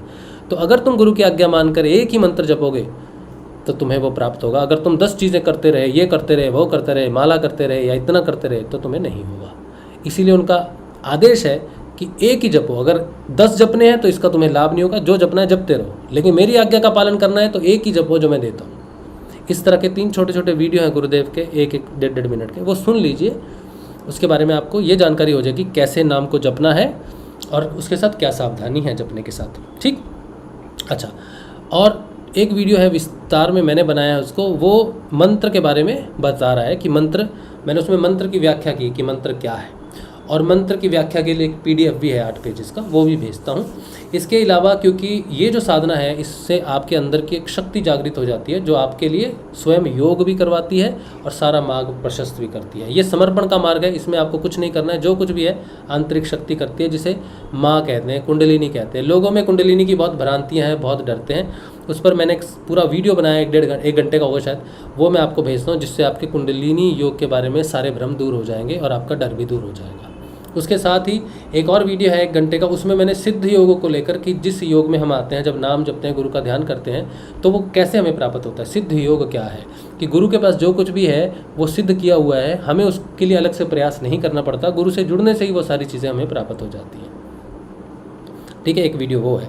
और उसके साथ फिर थोड़ा गुरु का ध्यान कैसे करना है, मैंने गुरु जी का ध्यान कैसे किया, मुझे पहली बार ध्यान कैसे लगा, कहाँ लगा, उसके बारे में थोड़ा सा कुछ मैटर लिखा हुआ है हिंदी में, वो मैं आपको भेजता हूँ। और एक चैनल है व्हाट्सएप पे, जो जुड़ना चाहते हैं, मतलब इन्फॉर्मेशन अलग अलग सबको इन्फॉर्मेशन भेजना कई बार बहुत मुश्किल हो जाती है, तो हम उसे कभी एक ग्रुप में जोड़ देते हैं, कभी एक चैनल में जोड़ देते हैं, जहाँ पर हम अपडेट करते हैं कि ये चीज़ है। तो ये जानकारी मैं आपको भेज दूंगा। और सिर्फ इतना ही लिखना है, मुझे गुरु जी नहीं बोलना है, हम गुरु नहीं हैं, हम सिर्फ गुरु की शिक्षाओं का, उनका प्रचार, उनके सत्य का प्रचार कर रहे हैं। हम साधारण से शिष्य हैं, जैसे आप वैसे हम, बस हम उस पथ पर चलकर हमने उसको जाना है, जान रहे हैं, और आप भी उसे जान सकते हो। तो हम में और आप में कोई अंतर नहीं है, हम भी यात्री हैं, आप भी यात्री हो। गुरु जो है वो गुरुदेव श्री रामलाल जी त्यागी हैं, उनके प्रति श्रद्धा रखिए। जो पूछना है उनकी तस्वीर से पूछिए। एक बड़ा विचित्र ये बात है कि गुरुदेव की तस्वीर जीवित तस्वीर है। गुरुदेव कहते हैं मेरी तस्वीर कभी नहीं मरेगी। तो गुरुदेव की तस्वीर का सामने होना बहुत ज़रूरी है जब आप ध्यान करते हो। आप अपने किसी भी रूम में लगा सकते हैं, मंदिर में फ़ोटो रख सकते हैं गुरुदेव की, अपने पर्स में रखिए, कहीं भी रखिए। गुरुदेव की तस्वीर जीवित तस्वीर है। गुरुदेव कहते हैं कभी कोई समस्या हो किसी को तो मेरी तस्वीर से बात करना और मैं तुम्हारी समस्या का समाधान करूँगा, जैसे भी करूँगा, लेकिन बात मेरी तस्वीर से करना। तो कोई समस्या हो तो गुरुदेव की तस्वीर से बात करना चाहिए।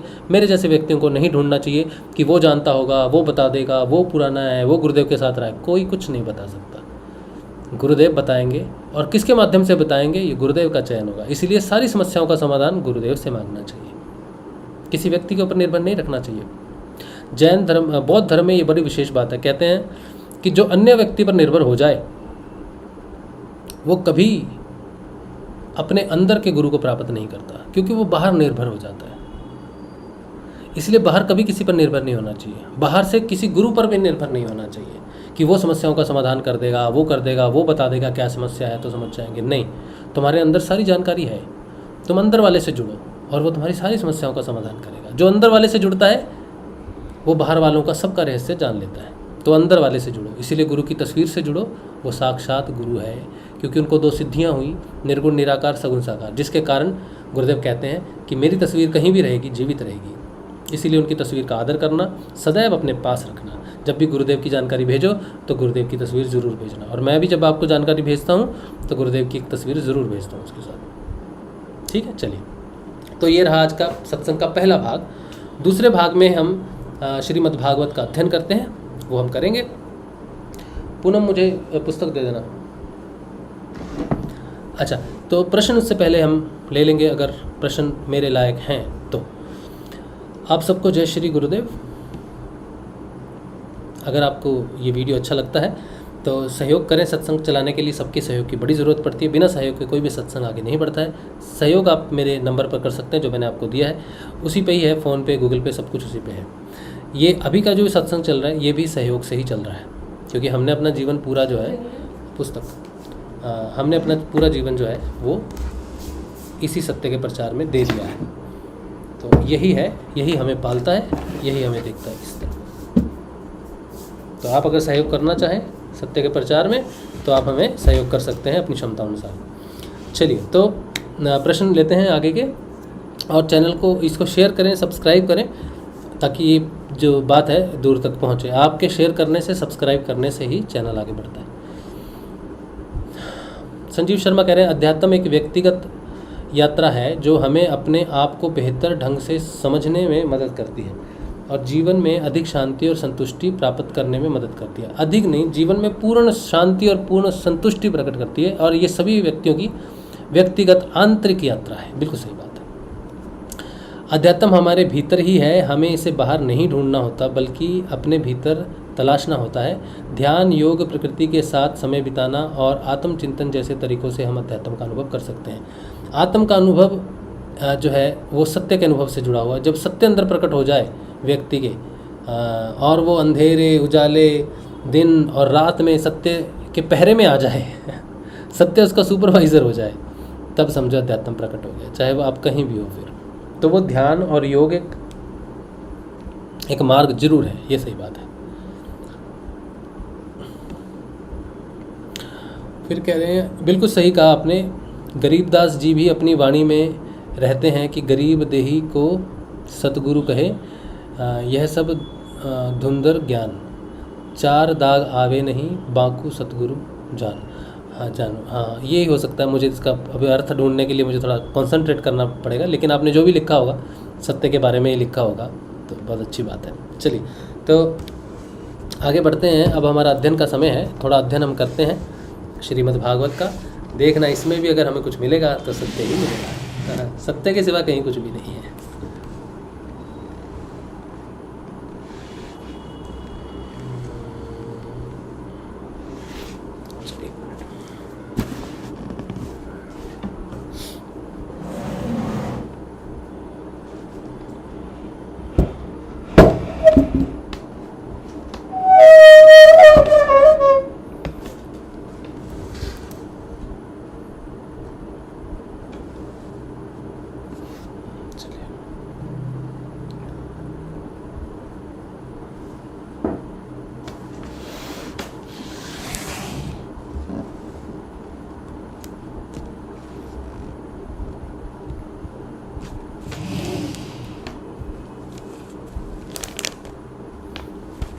हम पढ़ रहे हैं श्रीमद्भागवत गीता शुकसुदा सागर द्वितीय स्कंद और अध्याय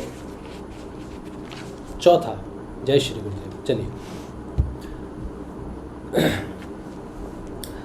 राजा का सृष्टि विषयक प्रश्न और शुकदेव जी का कथा आरंभ।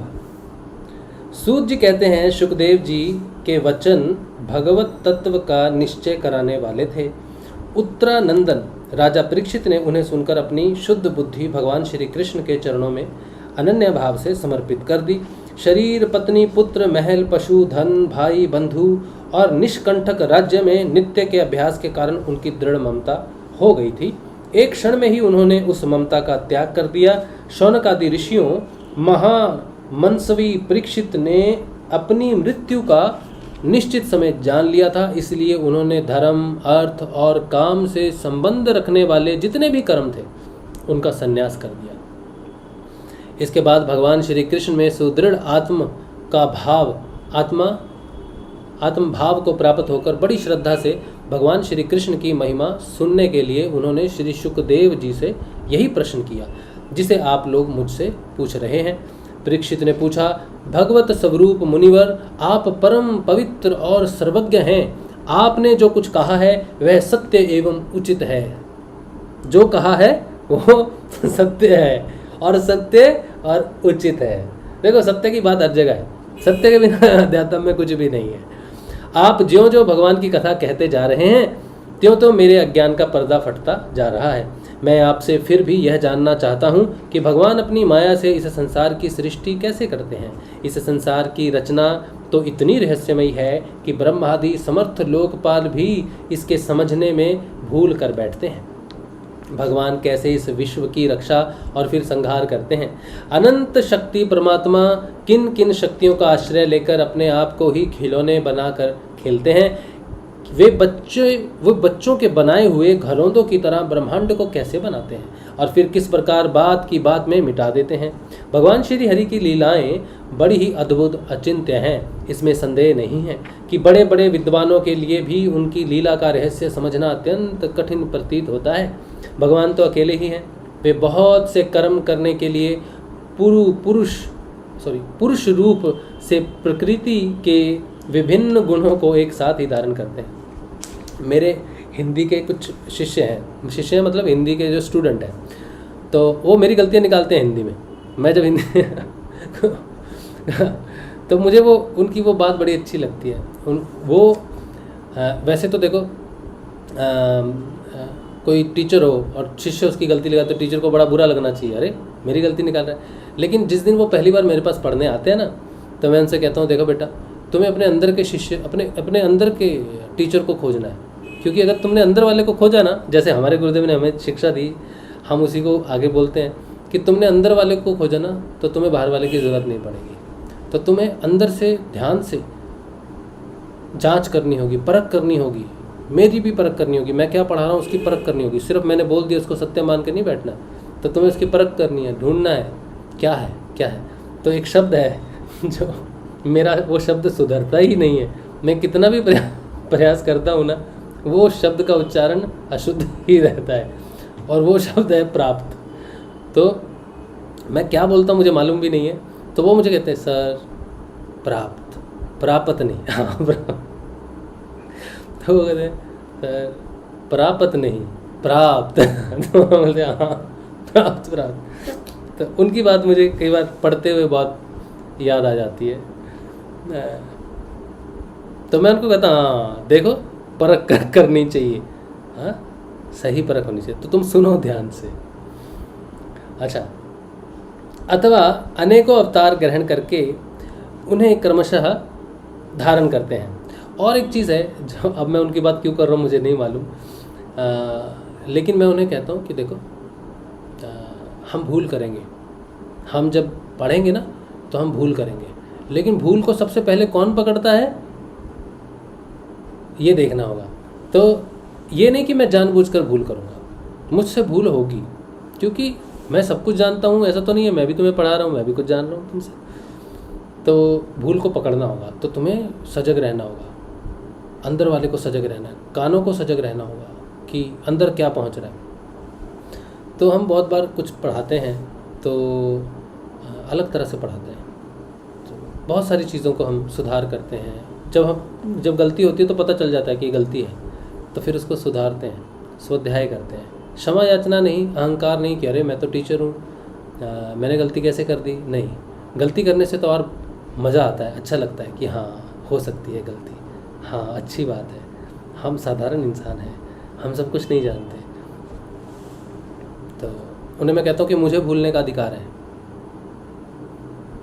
मैं तुम्हारा टीचर हूँ, मुझे भूलने का पूरा अधिकार है, लेकिन तुम शिष्य हो, तुम स्टूडेंट हो, तुम्हें भूलने का अधिकार नहीं है। मैं भूल कर सकता हूँ, तुम नहीं कर सकते।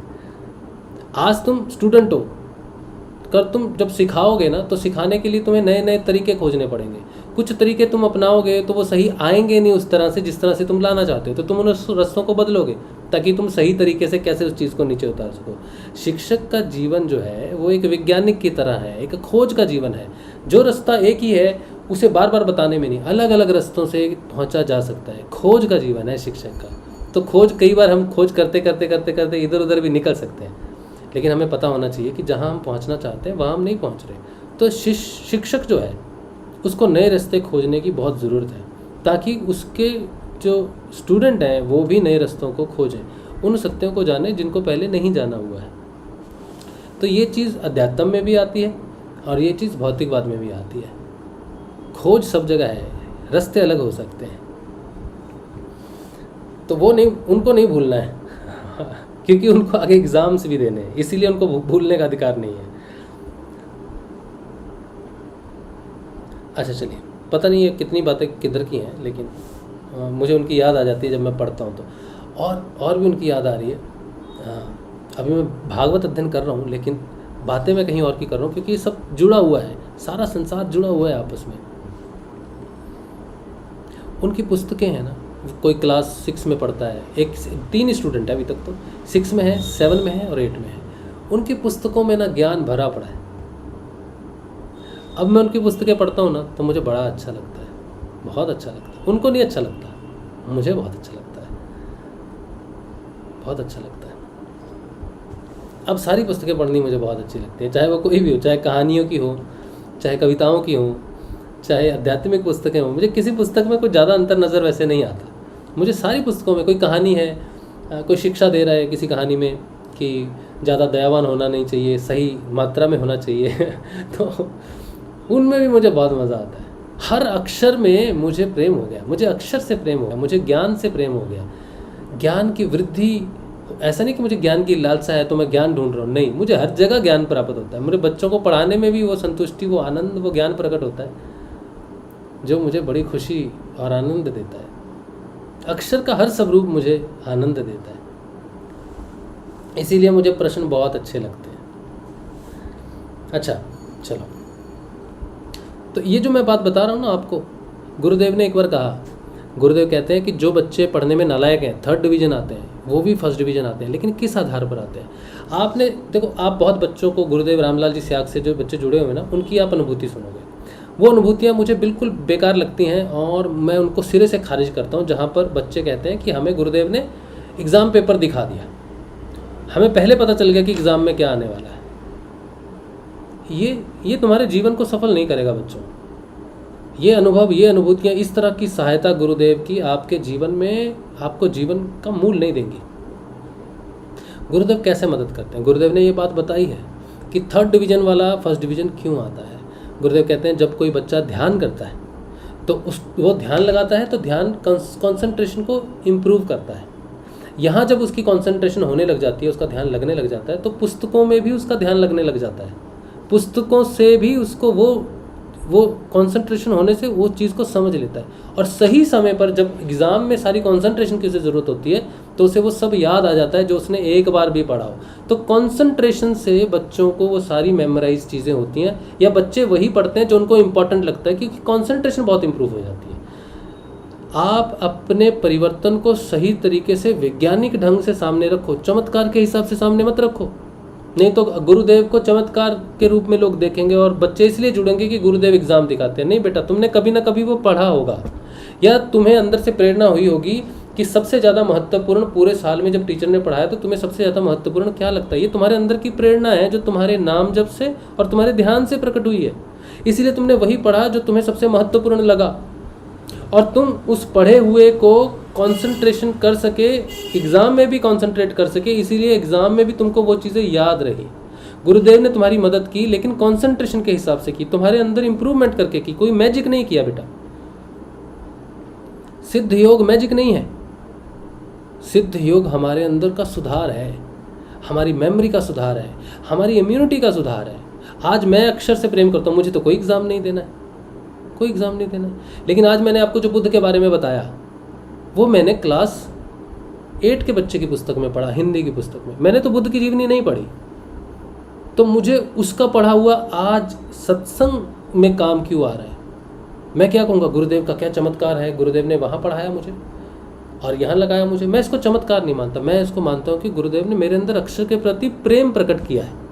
उस प्रेम के कारण मैं जहाँ भी पढ़ता हूँ मुझे वहाँ ज्ञान ही प्रकट होता है, और हर ज्ञान को मैं सत्संग में प्रकट कर पाता हूँ। तो ये सारा किसका रिजल्ट है? कंसंट्रेशन का है, ध्यान का है, हमारे अंदर के अंदर प्रकाश का है। हर कविता में कुछ ना कुछ है, क्योंकि कविताएं कौन लिखता है? कवि लिखता है, और ब्रह्म को कवि कहा गया है। तो आपके अंदर प्रेम प्रकट होगा ना, तो अक्षर के प्रति होगा, क्योंकि यही वो सत्य है। अक्षर ही सत्य है, अक्षर के अंदर ही सत्यवास करता है। तो अक्षर कहीं भी हो, उसका भेद खुलना शुरू हो जाता है, तो सबको प्रेम हो जाएगा अक्षर से। इसीलिए तो व्यास जी ने इतनी इतनी बड़ी पुस्तकें लिखी। बिना प्रेम के कैसे लिख सकते हैं कोई? बिना अक्षर के प्रति प्रेम के ना तो ग्रंथों को पढ़ा जा सकता है, वेदों को पढ़ा जा सकता है, ना ही इनके अंदर का रहस्य जाना जा सकता है।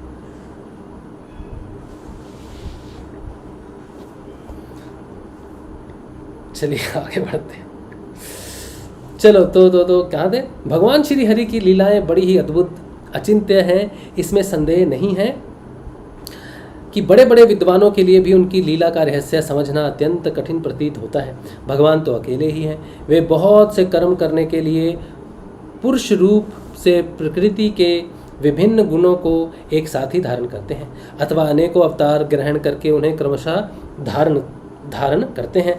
मुनिवर, आप वेद और ब्रह्म तत्व दोनों के पूर्ण मर्मज्ञ हैं, इसलिए मेरे इस संदेह का निवारण कीजिए। सूत जी कहते हैं, जब राजा परीक्षित ने भगवान के गुणों का वर्णन करने के लिए उनसे इस प्रकार प्रार्थना की, तब श्री शुकदेव जी ने भगवान श्री कृष्ण का बार बार स्मरण करके अपना प्रवचन प्रारंभ किया। श्री शुकदेव जी ने कहा, उन पुरुषोत्तम भगवान के चरण कमलों में मेरे कोटि कोटि प्रणाम हैं, जो संसार की उत्पत्ति, स्थिति और प्रलय की लीला करने के लिए सत्व, रज तथा तमोगुण रूप तीनों शक्तियों को स्वीकार कर ब्रह्मा, विष्णु और शंकर का रूप धारण करते हैं, जो समस्त चर अचर प्राणियों के हृदय में अंतर्यामी रूप से विराजमान है।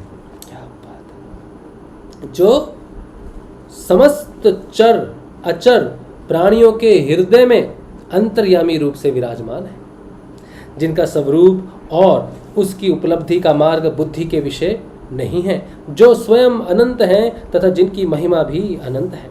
हम पुनः बार बार उनके चरणों में नमस्कार करते हैं, जो सत्पुरुषों का दुख मिटाकर उन्हें अपने प्रेम का दान करते हैं, दुष्टों की सांसारिक बढ़ती रोक कर उन्हें मुक्ति देते हैं, तथा जो लोग परमहंस आश्रम में स्थित हैं उन्हें उनकी भी अभीष्ट वस्तु का दान करते हैं। क्या बोला है? जो सत्पुरुषों का दुख मिटाकर उन्हें अपने प्रेम का दान देते हैं, दुष्टों की संसारिक बढ़ती रोक कर उन्हें मुक्ति देते हैं, तथा जो लोग परमहंस आश्रम में स्थित हैं उन्हें उनकी भी अभिष्ट वस्तु का दान करते हैं, क्योंकि चर अचर समस्त प्राणी उन्हीं की मूर्ति हैं। वो सत्य स्वरूप जिसे कृष्ण कहा है वो हमारे हृदय में आत्म स्वरूप में प्रकट है। सत्य को जानने से आत्मा की जानकारी और भगवान की जानकारी स्वतः हो जाती है। इसलिए किसी से भी उनका पक्षपात नहीं है। जो बड़े ही भक्त वत्सल हैं और हठपूर्वक भक्तिहीन साधन करने वाले लोग जिनकी छाया भी नहीं छू सकते, जिनके समान भी किसी का ऐश्वर्य नहीं है, फिर उससे अधिक तो हो ही कैसे सकता है। तथा ऐसे ऐश्वर्य से युक्त होकर जो निरंतर ब्रह्म स्वरूप अपने धाम में विहार करते रहते हैं, उन भगवान श्री कृष्ण में बार बार मैं उनको नमस्कार करता हूँ, जिनका कीर्तन, स्मरण, दर्शन, वंदन, श्रवण और पूजन जीवों के पापों को तत्काल नष्ट कर देता है। उन पुण्य कीर्ति भगवान श्री कृष्ण को बार बार नमस्कार है। विवेक की पुरुष जिनके चरण कमलों की शरण लेकर अपने हृदय से इस लोक और परलोक की आसक्ति निकाल डालते हैं और बिना किसी परिश्रम के ही ब्रह्म पद को प्राप्त कर लेते हैं, उन मंगलमय कीर्ति वाले भगवान श्री कृष्ण को अनेक बार नमस्कार है। बड़े बड़े तपस्वी, दानी, यशस्वी, मनस्वी, सदाचारी और मंत्रवेत्ता जब तक अपनी साधनाओं को तथा अपने आप को उनके चरणों में समर्पित नहीं कर देते, तब तक उन्हें कल्याण की प्राप्ति नहीं होती। जिनके प्रति आत्मसमर्पण की ऐसी महिमा है, उन कल्याणमयी कीर्ति वाले भगवान को बार बार नमस्कार है। किरात, हूण, आंध्र, पुलिंद, पुलकस, आभ्री, कंक, यवन और खस आदि नीच जातियां तथा दूसरे पापी जिनके शरणागत भक्तों की शरण ग्रहण करने से ही पवित्र हो जाते हैं, उन सर्वशक्तिमान भगवान को बार बार नमस्कार करते हैं। जैसे हमने कहा, सत्य को जानने से सारी जातियां नष्ट हो जाती हैं और मूल स्वरूप से मनुष्य प्रकट हो जाता है। वे ही भगवान ज्ञानियों के आत्मा हैं, भक्तों के स्वामी हैं, कर्म कांडियों के लिए वेद मूर्ति हैं, धार्मिकों के लिए धर्म मूर्ति हैं और तपस्वियों के लिए तप स्वरूप हैं। ब्रह्मा, शंकर आदि बड़े बड़े देवता भी अपने शुद्ध हृदय से उनके स्वरूप का चिंतन करते और आश्चर्यचकित होकर देखते रहते हैं। वे मुझ पर अपने अनुग्रह की प्रसाद की वर्षा करें। जो समस्त संपत्तियों की स्वामिनी श्री लक्ष्मी देवी के पति हैं, समस्त यज्ञों के भोक्ता एवं फलदाता हैं, प्रजा के रक्षक हैं, सबके अंतर्यामी और समस्त लोकों के पालन करता है, तथा पृथ्वी देवी के स्वामी हैं, जिन्होंने यदुवंश में प्रकट होकर अंधक, वृष्णि एवं यदुवंश के लोगों की रक्षा की है, तथा जो उन लोगों के एकमात्र सहारे रहे हैं, वे भक्त वत्सल संत जनों के सर्वस्व श्री कृष्ण मुझ पर प्रसन्न हो। विद्वान पुरुष जिनके चरण कमलों के चिंतन रूप समाधि से शुद्ध हुई बुद्धि के द्वारा आत्म तत्व का साक्षात्कार करते हैं तथा उनके दर्शन के अनंतर अपनी अपनी मति और रुचि के अनुसार जिनके स्वरूप का वर्णन करते रहते हैं, वे प्रेम और मुक्ति के लुटाने वाले भगवान श्री कृष्ण मुझ पर प्रसन्न हो। जिन्होंने सृष्टि के समय ब्रह्मा के हृदय में पूर्व कल्प की स्मृति जागृत करने के लिए ज्ञान की अधिष्ठात्री देवी को प्रेरित किया और वे अपने अंगों के सहित वेद के रूप में उनके मुख से प्रकट हुई। वे ज्ञान के मूल कारण भगवान मुझ पर कृपा करें, मेरे हृदय में प्रकट हों। भगवान ही पंच महाभूतों से इन शरीरों का निर्माण करके इनमें जीव रूप में शयन करते हैं और 5 ज्ञानेंद्रियां, 5 कर्मेंद्रियां, 5 प्राण और 1 मन इन 16 कलाओं से युक्त होकर इनके द्वारा 16 विषयों का भोग करते हैं। वे सर्वभूतमय भगवान मेरी वाणी को अपने गुणों से अलंकृत कर दें। संत पुरुष जिनके मुख कमल से मकरंद के समान झरती हुई ज्ञानमयी सुधा का पान करते रहते हैं, उन वासुदेवावतार सर्वज्ञ भगवान व्यास के चरणों में मेरा बार बार नमस्कार है। परीक्षित, वेद गर्भ स्वयं भू ब्रह्मा ने नारद के प्रश्न करने पर यही बात कही थी जिसका स्वयं भगवान नारायण ने उन्हें उपदेश किया था और वही मैं तुमसे कह रहा हूँ। चलिए, तो यहाँ पर जो है चौथा स्कंद जो है, जो भगवान श्री हरि का वर्णन है वो समाप्त होता है। इसके बाद 5वां अध्याय है जहाँ सृष्टि का वर्णन आता है, जिसे हम कल पढ़ेंगे। फिर विराट स्वरूप की विभूतियों का वर्णन है। इस तरह भगवान का वर्णन चल रहा है और बहुत आनंद है। ठीक है, चलिए।